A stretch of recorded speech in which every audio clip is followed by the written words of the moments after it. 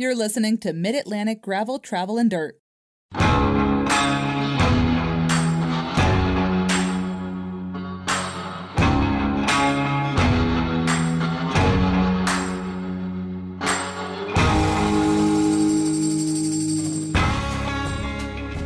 Hey everybody, I'm Brian. And I'm Joey. I'm Dave. And this is episode 138 of Mid-Atlantic Gravel, Travel, and Dirt. Come on along, everybody. Spend the next hour or so with us talking about gravel bikes, adventure biking, bike packing, bike camping, the unPAved of the Susquehanna River Valley, or just playing bikes. How you guys doing tonight? Good. Okay. I don't know if that's lag. Even better than good. Better than good. Good. That's bike industry good. I am in the mountains of western North Carolina. Dave is in his home somewhere in the woods in Pennsylvania, and Joey's on Homestead right there in the kitchen. So if we're a little out of order tonight, then bear with us a little bit. Joey, have you got anything that you were drinking tonight? Oh, sorry. Yes, I had a beer before this. Now I got a Lagunitas little something ale, and then I'll probably head to another one. I am drinking from Elk Creek Cafe and Ale Works in Millheim, Pennsylvania, which is just north of the unPAved course. They're great. They're Blue Heron Pale Ale. I may not have the name exactly right, but it's definitely their Blue Heron Pale Ale. It's delicious. I had my first stout on tap this week. Ooh. Yeah, we were just talking about that, weren't we, Joey? Like, screw all this pumpkin spice nonsense. I'm ready for stout season to start. I had Yeah, but you don't drink alcohol anymore. Yeah, I do. I was just getting ready to tell you. I had one of those hard seltzers here earlier today. I don't have anything in front of me now because I've been down here setting up work on the computer, but I had some earlier. I can't remember if it wasn't White Claw. What are some of the other ones? I don't know what the names of them are, but it was one of those things. You know, I don't know, Brian. I'm a grown-up. Yeah, they're all the same. So like I said, I'm down here in the mountains, but I'm waiting for the rain to clear up. It has been doing nothing down here. Is it going to rain soon? Well, it's just been raining here. I feel like I'm in a cloud right now. When I look out the window, it's just everything is white. But that's okay because I think if you're gonna, that's what you get for drinking hard seltzer. I'm just it's good to actually. I'm kind of glad it started the week of being away from home with some rain because it really did force the sit down, stop, put your bike away for a few days, and just relax. So. I've got my Diverge with me, Joey. I've been doing nothing today but looking on Strava and ride with GPS and scouting out little different gravel roads and climbs and hills. And Joey has loaned me his 650s. Where are you again? Banner Elk, which is just up the hill from Boone, North Carolina, Appalachian State University. Oh. So very, very My western. parents wouldn't let me go to college there. It's a pretty big party school from what I understand. It's a big university now, too. But there's some between like the fly fishing and the mountain biking, I'd never do anything. Flunk out. Yeah. Actually, my daughter looked at a school right here in Banner Elk way back when she was first looking at schools, Lee's McRae, which is actually I think it's one of the only schools in the country that you can get a minor in cycling. I think you can actually take that as a curriculum course at this point. So did Joey Fort Collins have that too? What's that? I thought Fort Collins. Oh, I don't know. Yeah, but I think Louise McRae is like matter. the big one on the East Coast. There's a lot of racers that have gone to Louise McRae. Yeah, it's a big bike school. Big bike school. They like to say that Banner Elk is a drinking town with a skiing problem, is what I've heard them self-describe themselves as, because it's right here at Sugar Mountain. Joey, what's going on in your world? Anything to catch everybody up on? Well, the endless pile of running a bike shop just keeps stacking up. But I enjoy it still. I'm pretty behind. Some people just throw me some stuff and are like, "Hey, can you have this ready by tomorrow?" And then you're like 2 days behind on invoices and paperwork, and then it just snowballs. He's talking about me, Dave. He's talking about me. But I did tell you that you did not have to special service. Yeah, I told you that was you just do what you needed to do, and I would suffer through. But Joey, being the good guy, you have that puppy dog look on your face, and you're like, Joey's just a good guy. Dave, you don't have anything going on right now, do you, buddy? It's been a long week already, and today's day one. No, just sitting back in the hammock, doing nothing, swinging away.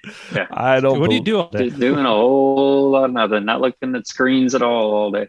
Dave is a busy man. Wow, so much is going on. Like, let's see, 2 weeks ago, a week and a half ago, stopped working at Lehigh University after 17 years. Then took a week off officially, but really just worked on a side gig for a whole week, getting unPAved squared away as best I could, so that on Monday, which is yesterday according to us in recording time, started working at Rodale Institute as Director of Marketing Communications. So back at Rodale, which got me up to Pennsylvania in 1984. I came up here to work at Rodale Press at the time. Wow. Which is a published company that's now gone, but the nonprofit research institute where organic was basically created. The organic movement started, just down the road from here, and they are going full freaking throttle. It's pretty amazing. I'm very overwhelmed with everything that's happening there. And I need to figure out how to distill it so then I can tell the whole world about it here on podcasts like this. I was going to say, didn't you just start your master's program? I did not just start the master's program. I don't know why. That's the one thing I'm not doing right now. But I also, this past weekend, got to spend time with our good friend Paul Daniels and Billy Mark Igasawa, but just outside of the unPAved course, but we got on it for a little bit as part of the paper trail gravel travel new business that they're starting up. So we spent time out there and being fed amazing local food and going out on amazing rides in Bald Eagle State Forest, staying at this really cool farm with all these cottages and bunks, and it was just a really cool setup. So they're on to something for sure. He was the guy we met on unPAved 2 years ago. He sweeps our course on a single speed. Yeah, and he started Paper Trail, right? Yep, it's a small bike cafe. Yeah, in Philadelphia, the oldest building in America. Yeah, just in the park of Philadelphia, and it's a small boutique bike shop with rodeo labs. I forget all the brands that they have. Their Reggie is the clothing, WTB with their tires, and a few others. Gooder and unTApped is a big thing there because he's good friends with Ted King. Yeah, he used to be part of the Ingamba tour company. Yeah, worked with them a lot, and is now starting a gravel one and doing things stateside. So they did one in Vermont this summer. They did one in Pennsylvania this last weekend. They're looking to expand and do more around the country next year. So keep an eye on them.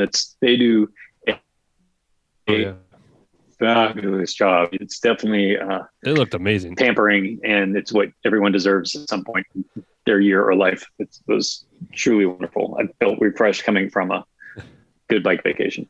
Typically bruised and horrible, but you come back from there going, I can't do anything. This is great. The yoga, I'm not a yoga person. I felt like riding all day the next day.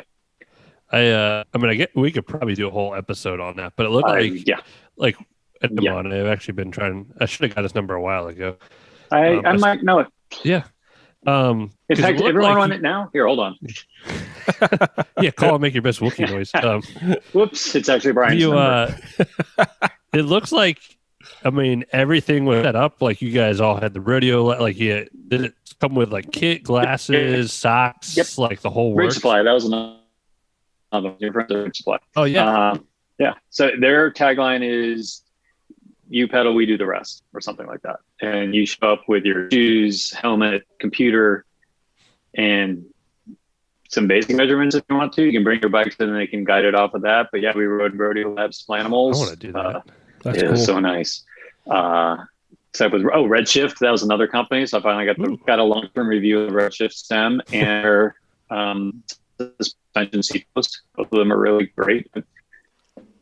Obviously, I love myself a Warbird with stands, no tubes, and so on and so forth. But boy, I felt really good descending on that bike with the flared bar with the grips on the end. The Oregon style grips. I didn't get the one with the bar and the front. Mark had a set of that, but it was more standard bar, but a wide flare with those grips on the end, which super confident. mean, I know the route and course very well. So if there was a turn coming up with an intersection, I would just bomb by everyone at full throttle, fearlessly, and get there so I could point which way to go down from there. And I had no problem. Like, oh, there's a turn coming up. I should go. Whoosh. It was really great. So yeah, highly recommend. It looked very cool. And I assume most of those pictures were from Mark or something. There was a few people taking photos there. They are big on that. Celine got our photos. I haven't gone through them yet, and she was there too. But yeah, they want people to spread the word, and because it's a good word to spread, that's for sure. Live your best life. Yes. You guys see that the new GoPro Hero 10 is now out. Now that we're starting vlogging because the video stuff. It's funny. It's like if you buy it from GoPro, it's like $150 off already. Yeah. If you've got the GoPro subscription account, which I've had for years, I don't have to say about GoPro. You can get it. I've gone through all sorts of iterations, all the way back to the 3, the Session. I've got a 5. I've got an 8. It's almost like though I feel like GoPro, like every year there's a new GoPro that comes out, and it's almost like how can you advance that far with the technology? It's the Apple model, and not be holding something back. It's almost like as soon as you get it, it's outdated. It kind of. And it seems like it's just marginal updates. They've doubled their frame rates, but I mean, honestly, who's out there doing YouTube stuff at 5.3 K and at 60 frames a second? Just nobody can even consume that. So what's the big deal? Good question. I get 4K at 120 frames per second. Man, that's going to be some really buttery smooth slow motion. But it just boggles my mind that they keep so quickly. There's all these new updates. What about the B-roll? So, Mid-South 2022 priority registration opened October 24th and runs through the 29th. And that priority registration is for those folks that registered for the 2021 socially distanced event. The randomizer registration opens October 30th and closes the 31st. And the starting list is going to be announced on November 6th. This is kind of interesting. They got 3 new race categories for 2022. They have got a 70-plus men and women. They've got an Inspiration 12-mile fun ride designed for families and kids, and a non-binary 100-mile event. So a lot of cool things going on in Mid-South. Nice. So that's getting ready to happen. Well, as cool as Mid-South is, mm-hmm. I mean, there's no need to travel to the Mid-South. No. Why you got to go that far? I mean, between North Carolina and Pennsylvania, what you got to travel some pretty solid ones. Yeah. And speaking of North Carolina, Croatan $150. Croatan $150 Hop in your car, registration. go to Croatan, go out to Dirty Kitten, go to unPAved, go to Vermont Overland. Yep. The Vermont Overland was very good. I mean, you it's can up go there too. north. Recommend it. Croatan $150 registration is now open. And Joey, have you registered yet? I told you I registered as a volunteer. Good for you. Nice. Everyone can ride. Everyone loves volunteers. We love the volunteers. Actually, I thought you would have thought it was funny, but no, I really registered as a volunteer. Good. Matt has helped me so much getting stuff for the shop and everything, and I figured I could help him out. All right, top 100. David Hunter from Richmond, Virginia, with 213.9. Nick Torres from Colorado with 146.8, and Sean Scott from Chicago, Illinois with 323.5. That's dyslexia. To break into the top 100, you needed 126. I think I just missed that. Yes. We are at 759 from 755, so maybe the great white whale, Wesley, will pop back in to the chat at 800, right? Never going to happen. What is that? That 126 is way down. Somewhere. It was up in the high 130s last week. Mid to high 130s last week. It's like 137, 38, 39, something like that. Well, daylight. Yeah. People are working. Yeah. Joining us for this whole event, whole show, Dave Pryor of Susquehanna, unPAved of the Susquehanna River Valley. Thank you, Dave, for coming on. All right, quick question before we start. Anyway, anything. If I forgot to find a place to sleep, Dave, where can I? I think I got the last Airbnb in. Good. That's one. Someone just posted on the unPavers group that they have a cabin lodge that's just off course, about 40 minutes from start finish. So you could look there. I have not looked yet. I don't honestly know. I actually still need to organize the lodging for all the volunteers. So maybe don't book anything now because I might still need to book some things. I know that Bucknell had to take over a hotel, so that displaced some people because of COVID quarantine, or at least plotting for that in case they needed to. So they kind of threw off the numbers. So I don't honestly know what's going on with that right now. Been doing other stuff with lodging. I've not got a lot of complaints about it, so I'm guessing it's okay. No one said I have to bail because I can't get in. I can't get a room. So I've not gotten to that point yet. So no news is good news as far as I know. There's places. I don't know. Joey, we do have a place to stay, though, right? 2 or 3 weeks ago, and a friend was looking. So, Joey, we do have a place to stay, though, right? Yep. Okay. Phew. Yeah, I'm just double checking it now. You got me worried there for a minute. So My Dave, first Airbnb got denied. So, Dave, anybody that may have been living underneath of a bunker or just come out of a bunker or living underneath of a rock, do me a favor, just introduce the unPAved event for folks that may not know what we're talking about. Sure. It's a gravel race and or ride, depending on how you want to do it, out of Lewisburg, Pennsylvania, which is pretty close to the center of the state. A really cool college town. Bucknell University's there. And the long distance is 120 miles. We also have 90-mile course, and both the 120 miles is 100 miles of gravel or mixed terrain, unpaved roads, as we like to say. And the 90 is, well, I guess that would make that 60 since it's 30 miles less.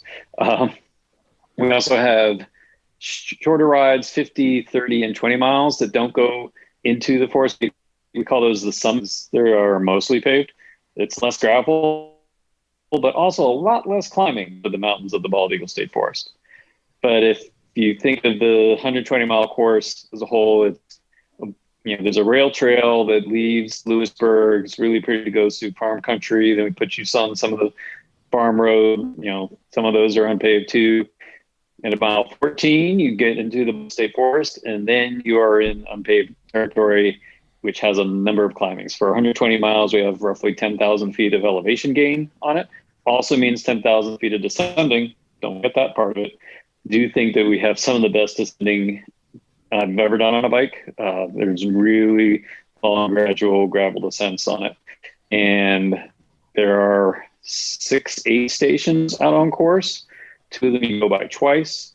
We do have kind of one of the main ones in Poe Patty is where the 120 milers do a split and do the 30-mile, what we call the difference, which is 30 miles and 4 significant climbs, and also has our one kind of gnarly road that everyone talks about. Everyone talks about this one 4-mile section of the entire 120-mile course, but the rest is pristine gravel. It's really, I don't want to say it's road bikeable, but I know it's been ridden on a road bike, but it's really, really nice stuff. The difference has a little bit of chunk in it. And then you come back to Poe Patty and circle back around, come back into Mifflinburg, or the last aid station is at the Rusty Rail Brewing Company, which is always a plus. You guys know it well. Oh, yeah. And then it's 9 miles of rail trail back to the finish line, where we have a party at the Miller Center for everyone who comes back. It's basically like 6 parties throughout the whole thing. We do things a little differently than, yeah, there's a lot of ways to enjoy. And including we do things a little bit different. One of the big things is we use segment timing. So it's not a 120-mile race. We only 40 miles of the course over 6 segments. So the first 14 miles, the rail trail and the rolling farm roads that are kind of populated, they are more cars on those than in the forest. Those are not timed. So you can ride those at your leisure. Once you get into the forest, then we start the clock at the bottom of the first climb, which is Jones Mountain. It's the biggest climb of the entire day. So race yourself up that. It's about a 2-mile, maybe it's 4-mile segment. Get to the top of that, catch your breath, pull over at the Vista. You're not being timed during that. You can pull over, take some pretty pictures, wait for your friends, hang out, start rolling down the descent at your leisure. Try not to race the really fast, dangerous corners that someone crashes on every year. We'll start the timing right after that little dangerous section, and then you can roll the next 7 miles to the first checkpoint, which is the ranch, famously run by the the Happy Valley Women's Cycling Group and the Pedals and Pints crew out of Millheim, where I was having the spear from, and Elk Creek, and a lot of friends from State College. The clock is turned off during that. You can pull over. And Brian, how many hot dogs do you think someone could eat at one of those? Oh, 8 or 10. 26. And you can, because you're not being timed. Maybe we should take time off for every hot dog you eat. We should think about that. Or get them a bonus. Get them some sort of like, you can take a minute, take 2 minutes off for every hot dog you eat. Time bonus. Yeah. Oh, maybe for another podcast. I've done Donut Derby, and that's one of the few things I'll never do again. That was horrible. 20 donuts, and I was third place. So, Dave, what year is this for the event? How many times have you done it? Anyway, so the nice thing is it takes you the checkpoints. You can take your time in. You can relax. You can make sure you get all the things you need. You can use drop bags. We highly encourage drop bags, so you make sure you have the hydration, nutrition things you want. Pack a pizza. I don't care. Make sure your lights are there, because it can take a long time, especially if you're stopping a lot. And take care of yourself. Pack extra tubes and things. So, and then you race after that. So there's times to regroup and meet with your friends. Last year, the women's podium, they started the ride together. They rode together the whole day. They raced each other up and down the segments. And then they regrouped after each segment to see how they were doing, and had a picnic at an aid station. And then they came in all together as well. And they finished 1, 2, 3 overall. So we feel it's a really great way to enjoy gravel, enjoy the community, and still go out and give yourself a healthy effort while you're doing it.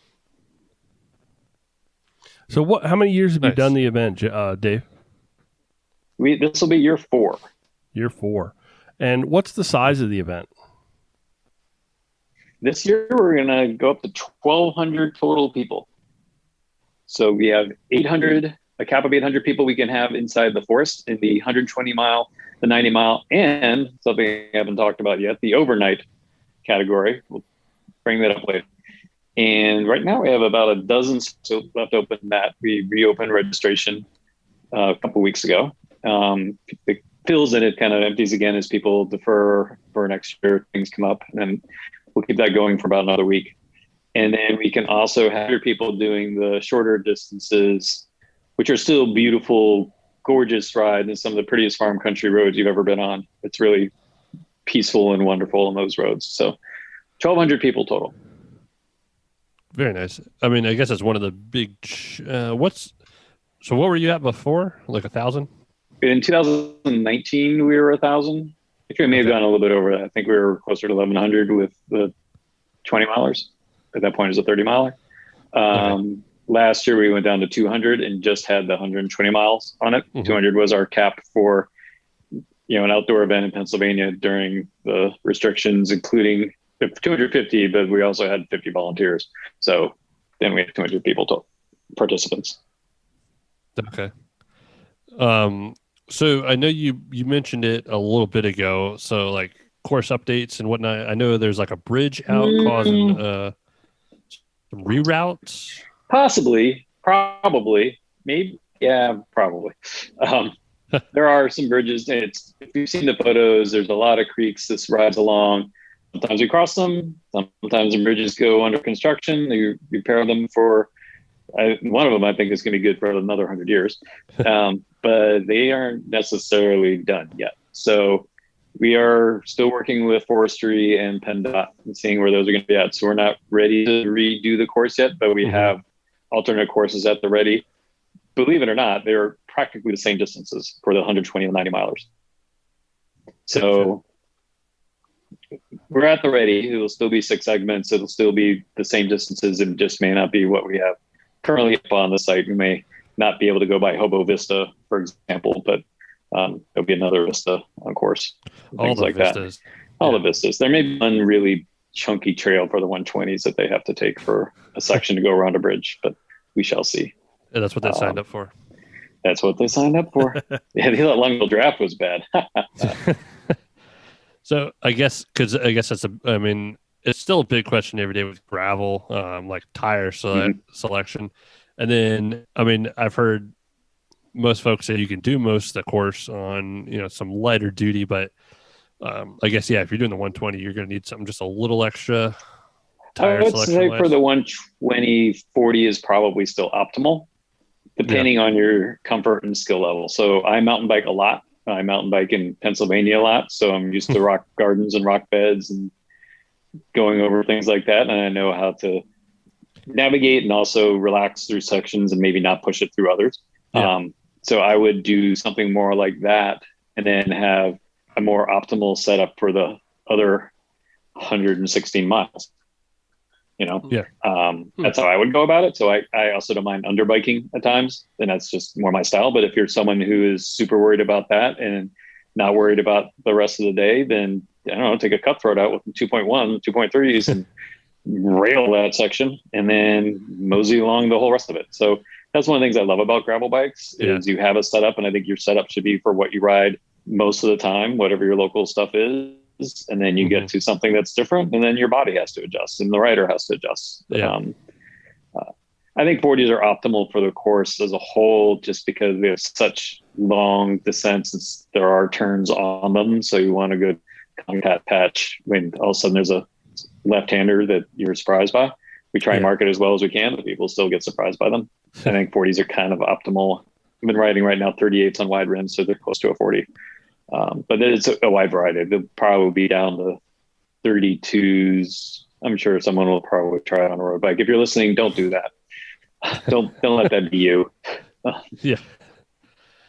I know Brian has my 650s. I think I'm gonna throw those on Jess's bike. This weekend was the first time I'd really done long rides on 650s, and it was really cool. Like you said about the bike with the wide bars, doesn't it feel like you could just bomb everything? Bomb everything. Like, holy cow. It's ridiculous. I ride wide Ritchie bars now. It's not like I was riding other things, but I think the grip too had and maybe the wider, because there were 47s on 650s, so that was new to me. It was wider than I'm used to. Yeah. So that's what I'm trying now. This should be fun. I'm setting my wheel set up tomorrow. That'll stay on my bike. Yeah. Again, 650 is another great option because you can definitely, those descents will be even more fun. So yeah.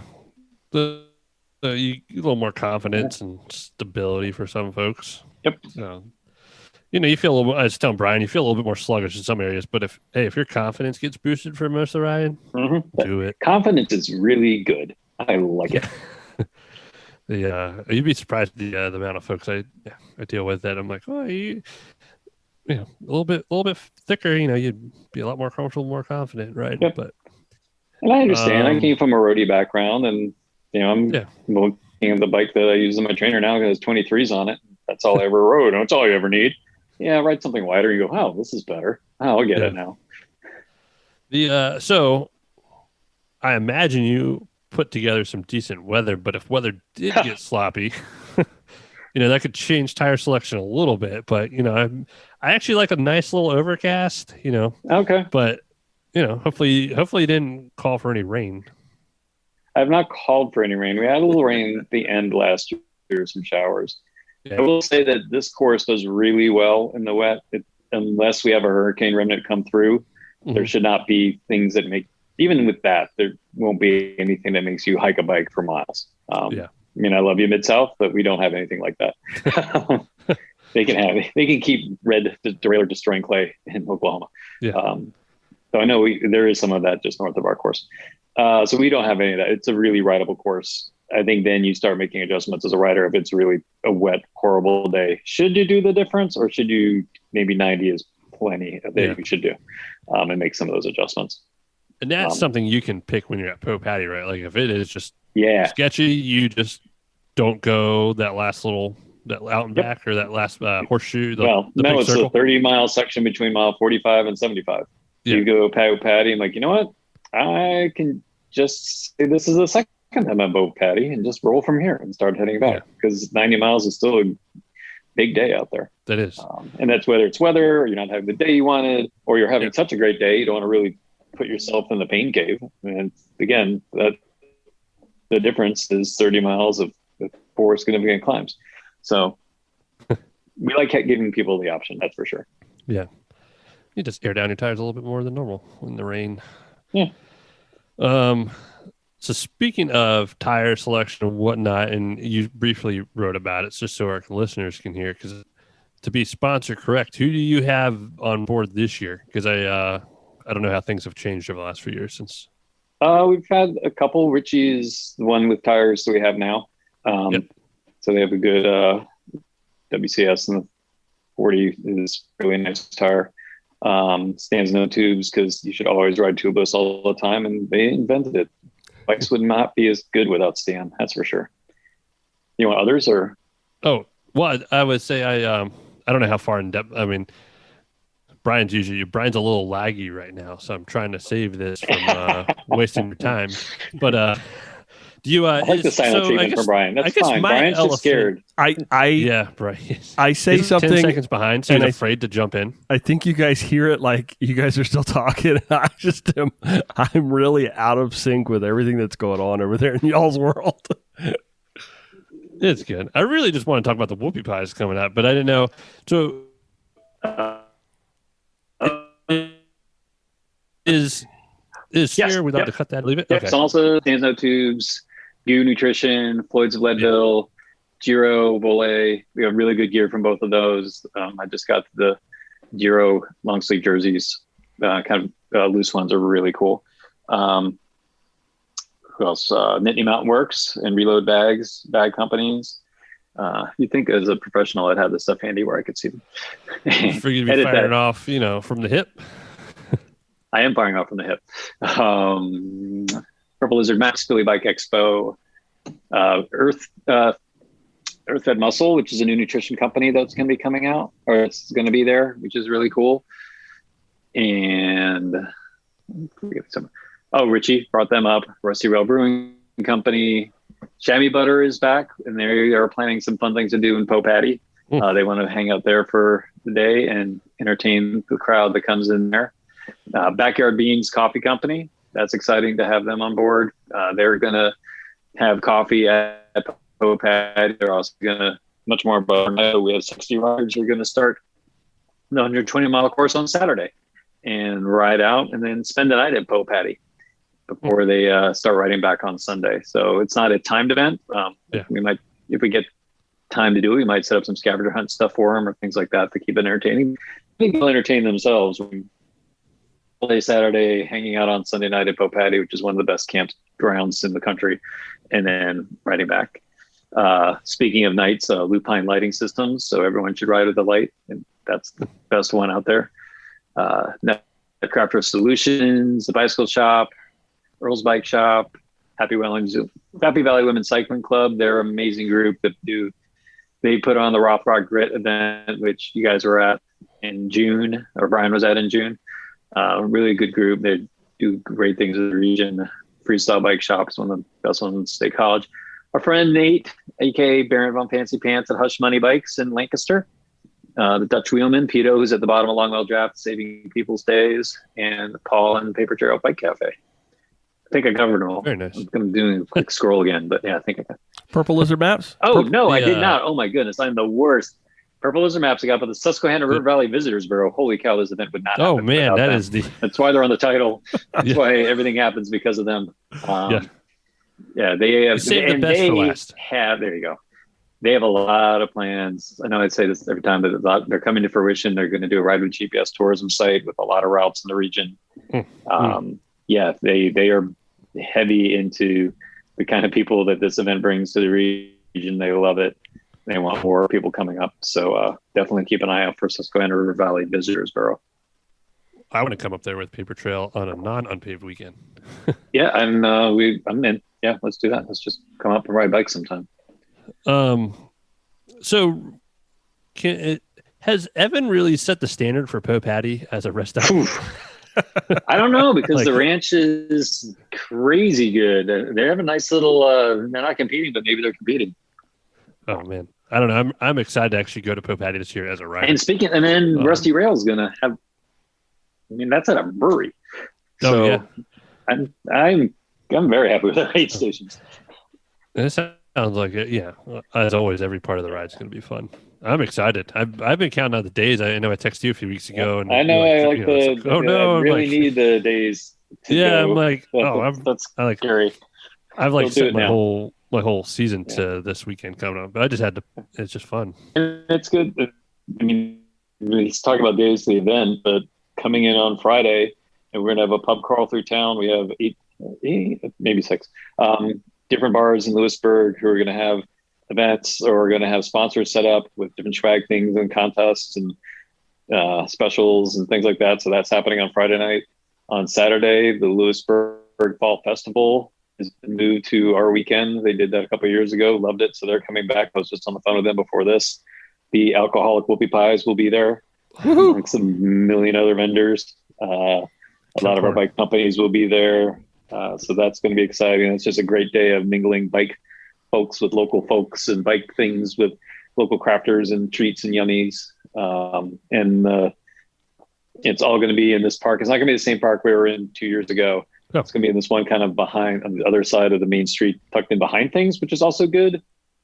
We have more space to play with, but also then kind of walking distance from a few more bars and restaurants too. So kind of go in and out and do that sort of thing. We'll have a ride with our two-time women's champ, Kelly Catali, is going to lead an afternoon social ride on some of her old stomping ground. She's a Bucknell alum.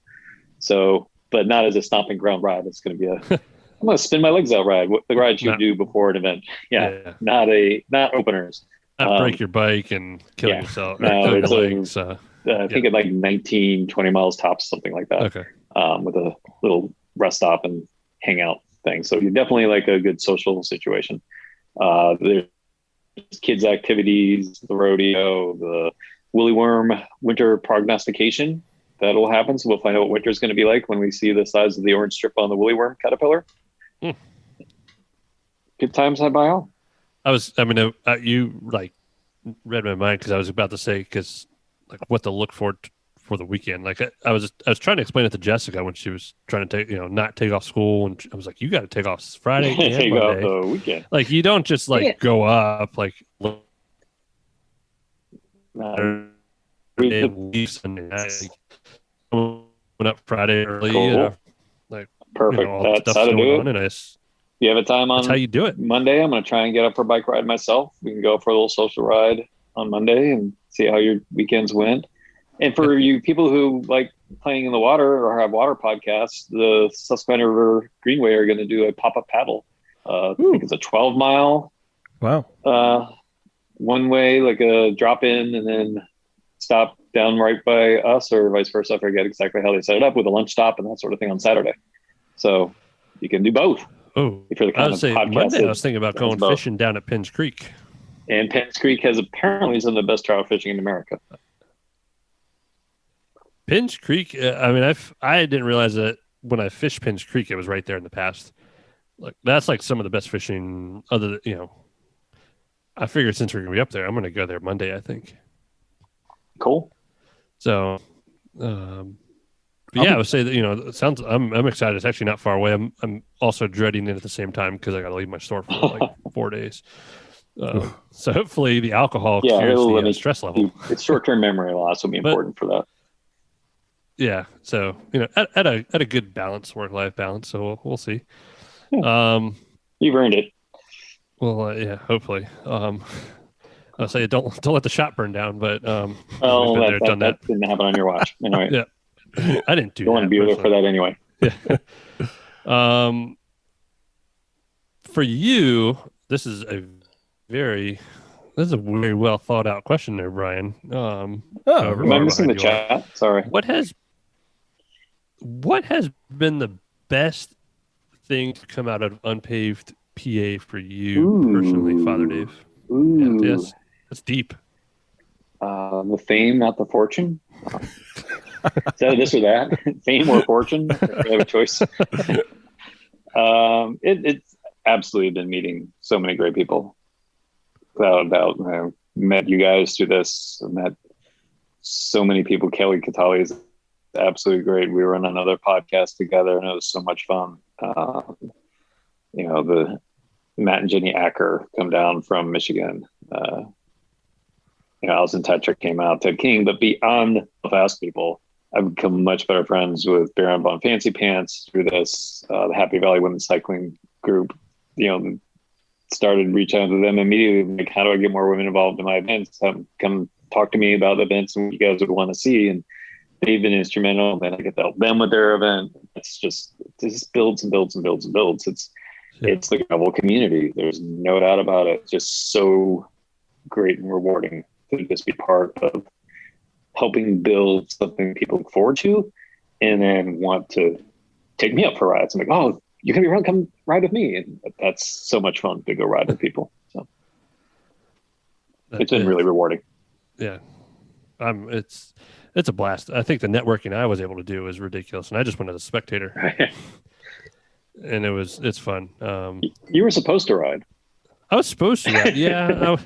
Wes started a ride. He got kicked off the side of the rail trail at mile 1.4. He got shuffled out. Yeah, it was like a few miles in. Yeah, it's like, why is my heart rate like at 185 or something, Brian? I don't think I'll ever forget, John, if you guys can hear me or not. It's the only time I'll ever be in front of like. Yeah, we can hear you. I don't know this. The look on your face, Joe, when you looked over at me and you were like, I don't know. It's almost like exactly what you said. I just got to stop. It was. You looked panicked. I don't know if it was nerves, like it was cold. You don't panic. You're one of those people in this world that just doesn't panic. And I think that's probably the only time I've ever seen you, because I like totally in that state. And I think most of it was because you knew you had Ked King right on your wheel. And you were like, oh my goodness, I mean, if I mess this up. Yeah, I would say it wasn't just. I mean, there was other fantastic riders up there. Well, yeah. You know, my man crush is still there for Ted, but I do one wrong thing and I take out the whole front end. So just gunning it. This year, I'm just gonna. Yeah, we're not doing the mass start anyway. We are not doing the mass start anyway. Not just because you guys nearly killed the entire field. We took it out last year, and because of COVID. And it worked. Like start at anytime between 7:30 and 9. Like if you were an early riser, went all day into the night to finish it, start early. If you would rather have a third cup of coffee and not have to wear a thermal jacket, wait till it warms up a little bit, start later. It's all good. It takes a lot of the pressure off. Get your stuff together. It takes a lot of the pressure off. You're not worried about the Porta-John line being 12 deep and you're going to miss the start. And I forgot my gloves. Never mind, I can't get them because we're about to start. Screw that. I know the butterflies are great and the nerves at the start, I get it. But, you're not going to necessarily see Ted, Matt Kerbeau, Allison, Kelly, any of these folks longer than 10 seconds. But if you start at 7:30 a.m. and they only need so much time to do the course, they're going to start later in the day because they're not necessarily morning people. You might actually see them on a segment. You might see them crush a climb.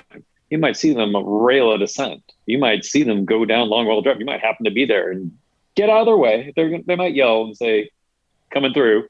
But you actually then get to be around them. Or if you're really lucky, you get to ride between segments with them and chat and talk. And they're very friendly and personable. So that's another kind of perk of that as far as bringing, the pointy end and the mullet together. Into a mohawk, maybe that's what we're doing. I don't know. That's a good part of it too. That's what I'll do. But not just because you guys nearly killed the field. It happens. It happens. Well, Dave, I feel so bad that this has gotten so janky with the audio, and I apologize, and I hope that I'm going to be able to piece some of this together and actually make it make sense for folks, because I would feel horrible if I'm wondering. Totally great. Is it me? Because one of these episodes I was on, Wes and I had to wrap it up together. No, I think I've got some bandwidth issues going on here in the mountains, which I've not experienced before, and I've got some lag. So it's been very, very challenging here on this end. I do want to do, because Joey, I think I put together a pretty good this or that list for this week. So I think if you guys will bear with me, I'm gonna try to kick it off, and then I'm gonna shut up, and then Joey, I'll depend upon you to tell me when you have finished your ramblings, and then I will try to throw out an answer and then bring you the next one on the list. So if you guys would like to, Roger, let's jump into some this or that's. How's that? So let's do it. Dave, you're first. Joey, you're second, and then I'm gonna try to bring it past. And this is actually sort of an appropriate this or that for the lagging and the time delays that I'm dealing with at the moment. Would you rather time travel to the past or be able to time travel to the future? Both assuming that you would return to whatever point in time you left. Wow. Great question. Wow. It's a big question for me now to get deeper than we normally would with this podcast. With this new job and what we're trying to do with bringing regenerative organic agriculture to the forefront, which is really going back in time in a lot of ways. So because we think doing that will actually save the future and seeing what that's like. Plus, being the dad of a kid in college and it's stressful. Love to jump to the future and see what that was like. I'd also like to jump to the past to like hang out with her as like a 4-year-old dancing around the room because I miss those days. Dude, you've got me here. I'm stumped. I guess I would I have a pretty good memory, so I think I'd like to take a peek into the future. That went deep. Mine, yeah. This is deep. I mean, I just made a big post about not dwelling on the past the few times I post on social media, or Facebook. I think I'd like to go in the future. 'Cause, I mean, what's happened. It would be cool to see how start turning. Would you muck up the past though? Because without that whole Back to the Future, muck up the past. Yeah, do I have Marty McFly it, or do I date my mom, or? Ooh, now it's getting deeper. Yeah, you brought it up. Levels. Let's keep it a little lighter here, fellas. Well, I don't know. Let's go to the future. I don't know. Every decision I made in the past led me to here, and I'm pretty happy where I'm at. Exactly. Good point. For me, the future scares me. I would be afraid to know, I think, what is going to happen in the future, because then when you came back, you're never the same. But if you had the ability to go back in time to actually see things that you've learned, I think you could make yourself be a better person. I think that would offer you that opportunity to actually be able to relive some history, or at least view it kind of live and firsthand. You go deep history, Yeah. So here, I'll make up for my weird one. I'll get really deep right now. The thing that scares me about being older is I would love to go back and hang out with my dog a little bit more. I just lost my dog. Yeah.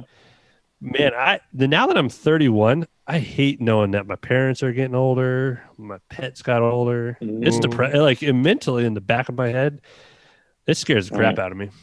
Yeah, and if I was going back to there kill you go. baby Hitler, Think about that one. Or if I was to go to the future, I would want to go way in the future. I wouldn't want to go just a few years down the road and be like, oh, what happened to where is so-and-so? And it's all of a sudden find out they're not there anymore. That would be horrific. That would be horrible. Okay. Next item on this or that. We find out that Wes is still not on the podcast.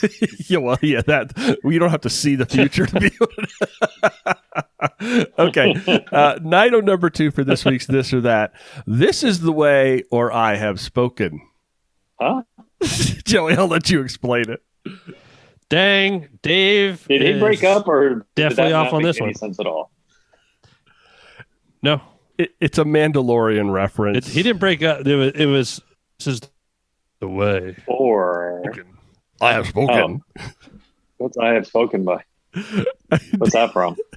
Mandalorian. Still? Yeah, oh yeah, Mandalorian. All right, then this is the way. Well, there we go. This is the way, because I don't know the other one at all.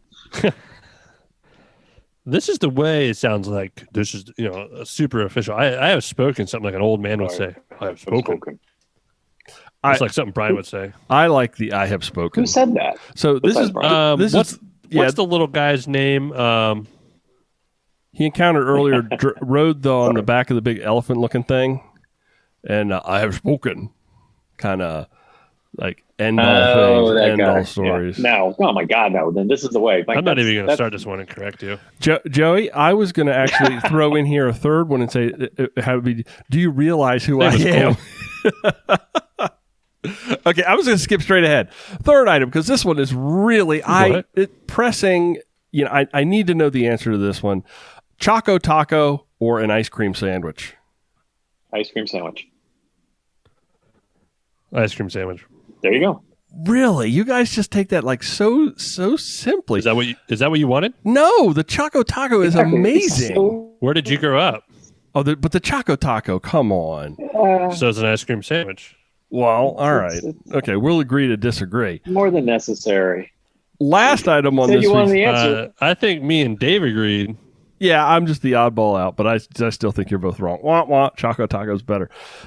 Climbing long hero gravel, like really big climb, long, but it's hero gravel, or just bombing down some shorter, loosey, chunky kind of mush gravel, loose stuff, chunky.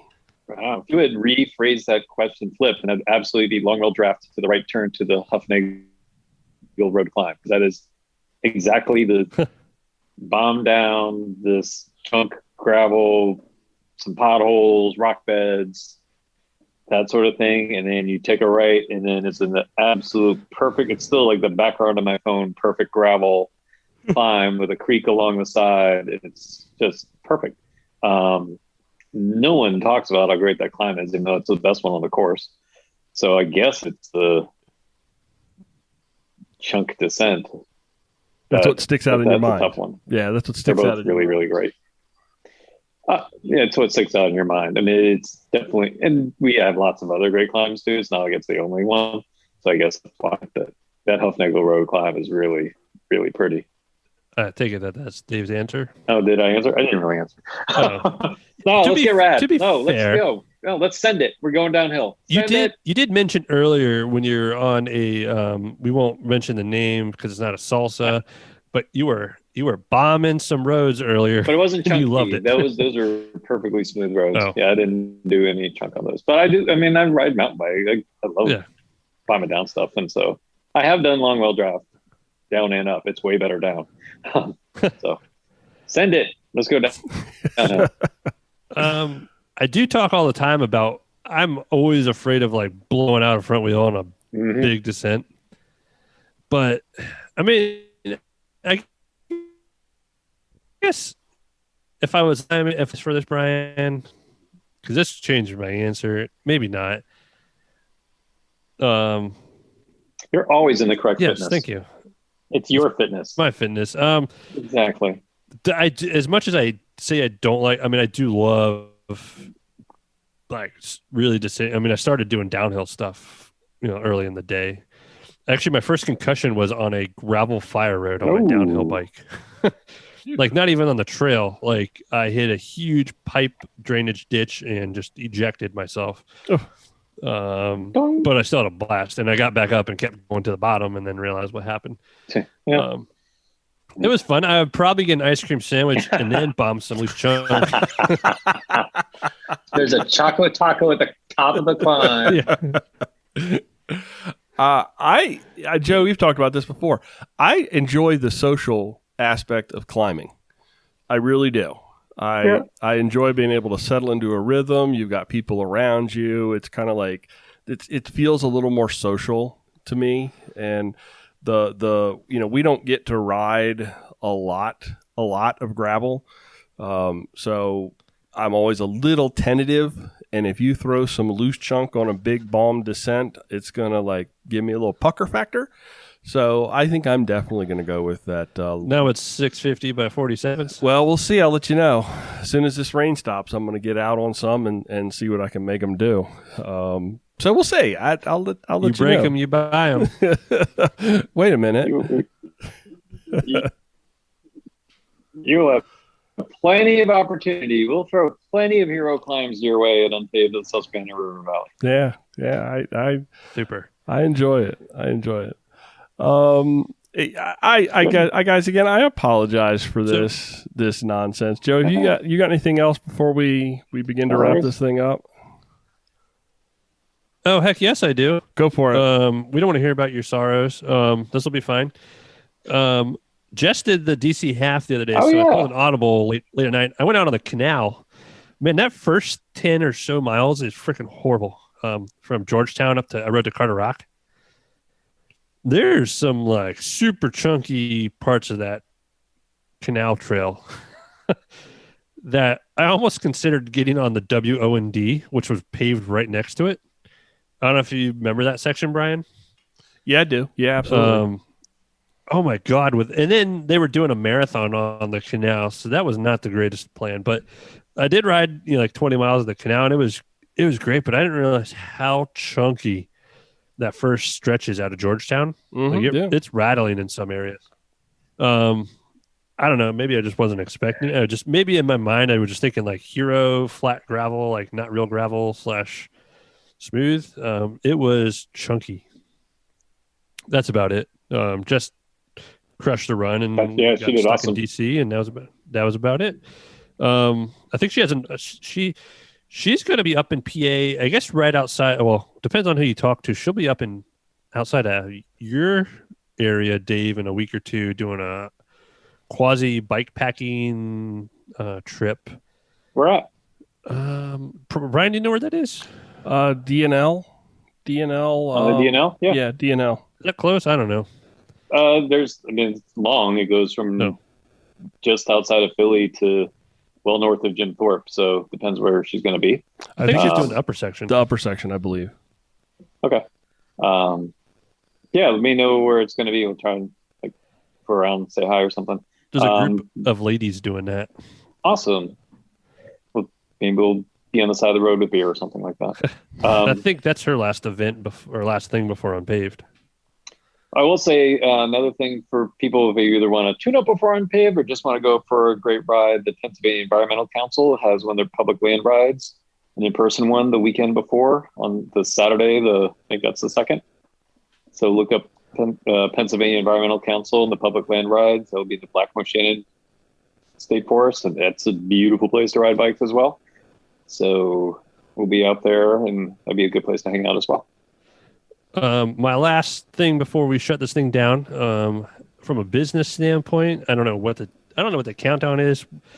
1,200 people doing that. I don't know if we hit 1,000, 12, 1,500 people this episode. If you're listening to this now and you need something done to your bike, do it now. Do it now. I'm gonna have people like, I don't know, someone else in this podcast looking for tires for the event and such. And we're cutting it close. I will have some, but obviously stuff is shorted, and bike shops are backed up. They're backed up, but also we can't guarantee that we'll have tubes on course anywhere. Like the shops who support our event that I listed before, I can't ask them to pull tubes out of inventory to give out free on the course. They don't have tubes. The ones that they have, if they have them at all, let alone a lot of other spare parts and things. So everyone needs to be very self-sufficient out there. Yeah. Do you have a category, Dave, for I broke my bike and had to push it 90 miles? Because that's gonna be. I'll just walk it, Joey. Wear comfy shoes. Yeah, get yourself a spare derailleur hanger now. Get yourself some tires. Get yourself, your bike tuned up. Put some tires in the drop bags and sell them if you don't need them out on course, and someone else does. Get yourself a stand start. Industry, yeah. I would say if anyone that I know has listened to this and has bike issues, I'm not a bike mechanic that weekend, but I will kindly help out. If you can get fresh brake pads, put them in before unPAved. Yes, you will go through them. There's so much descending. You don't really want to do it with it's probably enough left. Don't do that because you could get really hurt. Who was I was listening to the King of the how do you say her? Sarah Sturm? Is it Sturm? Yeah. Sarah Sturm, did you? I guess before she did lead boat, steamboat. Yeah. Like minutes before she had her brake pads changed out. Sure. Yeah. Pros are pros. Yeah, I'm gonna say, be an average Joe, not a pro. Exactly. Don't be. Yeah. But she did kill it. So, I'll say friendly service reminder. Yes, that's a good one. That's about it. Thank you, Joey, for that little commercial break. Appreciate it. I'll take it to heart, Sponsored Joey. by the Patuxent Adventure Center. Joey, I know you're talking about me, but I don't even know what wheels and tires I'm going to be running for unPAved. Don't be like Brian, everybody. Plenty of time. I don't Change even it 15 know. times. I don't even know. There's plenty of time in a normal year, but during COVID, It's a whole. You're going to different ride world. what you can. What run can I what ride? you brung. Oh, this works. Yep. All right. We're riding that now. All right, you guys got anything else before we shut it down? No, thank you all. Oh, but let's, Brian, talk about if you wanted to have a pop-up thing like you had at Rothrock about, getting to interview people and talk to them and stuff like that. We could definitely do that at the festival. Oh, cool. And at the unPAved party afterwards too. Cool. If you wanted to do that. So. Yeah, and I'll record everything. There'll be no Zoom in the middle. We'll just record everything, and it'll be beautiful. It'll be fine. It'll be fine. Sonic brilliance. Thanks everybody for listening and suffering through this episode of Mid-Atlantic Gravel Travel and Dirt. Again, my apologies, Dave. You, as usual, are on point, brother. Thank you very much for joining us. Love you guys. Very much appreciated. Cheers. Joey, how can folks get in touch with us if they wanted to contact us? All right. So if you want to find us, we're on graveltraveldirt.com. Everything you need to know is basically on there. If you can't find anything on there, tell Brian to fix the website because he created it. Mm-hmm. Our Instagram, which sometimes I put up polls about not doing video work and such, is at Mid-Atlantic GTD. And if you feel the need to call and leave us your best Wookiee impersonation, our phone number is 410-474-8345. Also 410-231-4664. Thank you very much, Joey. I appreciate that. You're welcome. Mid-Atlantic Gravel Travel and Dirt is recorded this week from way out in the boonies in North Carolina. North Carolina or Pennsylvania? Pennsylvania. Pennsylvania's winning right now. Thanks for riding along, everybody. Until next time, do good, be nice, go slow, respect others. Love you. Bye. Love you. Bye. Love you. Bye.